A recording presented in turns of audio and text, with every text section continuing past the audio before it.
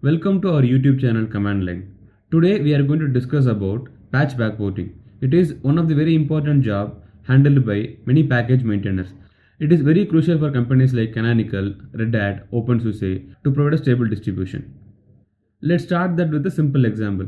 Let's say we have an open source package called curl.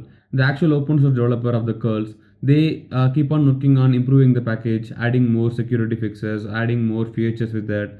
In the regular development cycle, they release versions 8, 9, 10 and then keep on going forward. Upon releasing of a stable distribution, whichever was the latest curl package will be pulled and then used in the distribution. Let's say a new Fedora distribution is about to be launched. So at that time, the latest curl distribution, curl package will be pulled. Let's say in this case, the version number 9 was the latest when Fedora was about to be released. So curl 9 was pulled and then integrated into that with the distribution, and the distro was released. After the testing, the Fedora was released. So when the Fedora was released, the curl package integrated into the distribution was version number 9.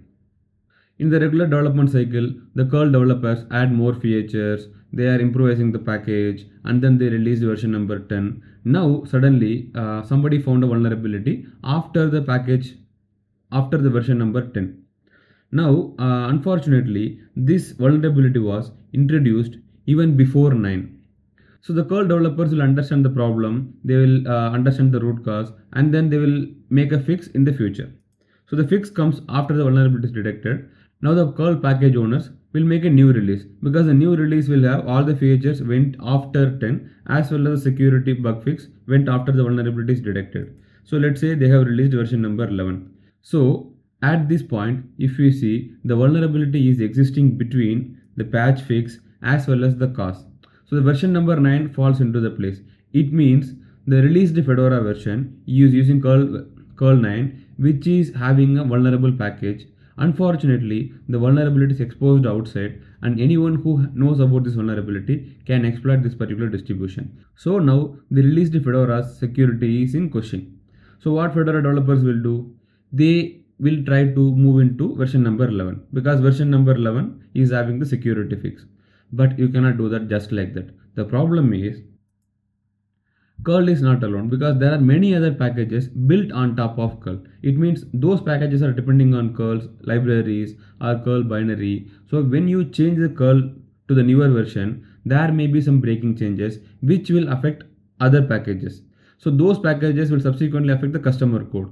Now when you upgrade the package, it means you have to upgrade other packages as well, you have to upgrade the code as well. This is not practical, because we want to have a stable platform for at least 2 to 3 years, because usual regular research cycle or any development cycle goes to that long. In that case, we cannot keep on upgrading packages every 2-3 months. If you keep on upgrading, again the platform become unstable, so you have to upgrade other packages. This is only for curl I'm talking about. When 1500 packages are put together in a distribution, if we are keep on upgrading the packages and their dependencies on the customer code, we won't have any time to do the actual work.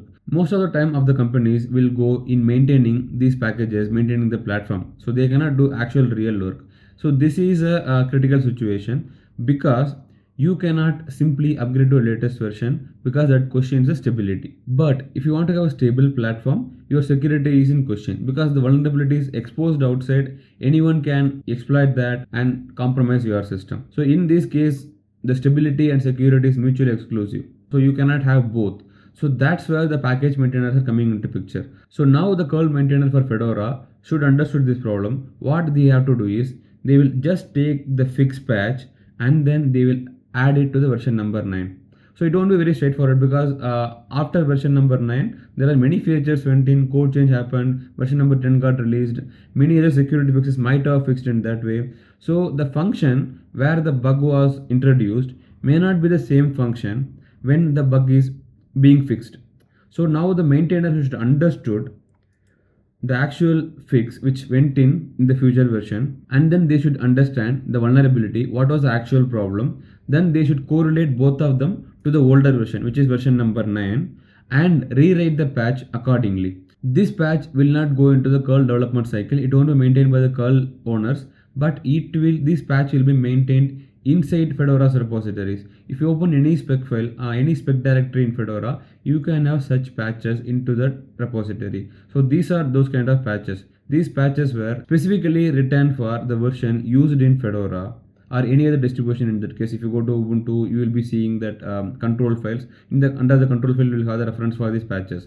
So these are the backported patches. But to do a backported patch, you should understand the situation, you should understand the older code, and you should understand the actual problem. So this is very critical because many companies who are using Fedora or Ubuntu or RHEL depending on this particular package maintainers work. That's why these package maintainers are being paid exuberantly. If you want to know how to become a package maintainer and where to start, please let me know in the comment. I will talk in future videos how to become a Fedora package maintainer or a Debian developer. So these are open source projects. You can put like 4-5 hours of your work every week and then become a critical resource in those distributions, and that will actually make huge benefit for the companies who will be ready to pay in millions for you. Thank you for watching.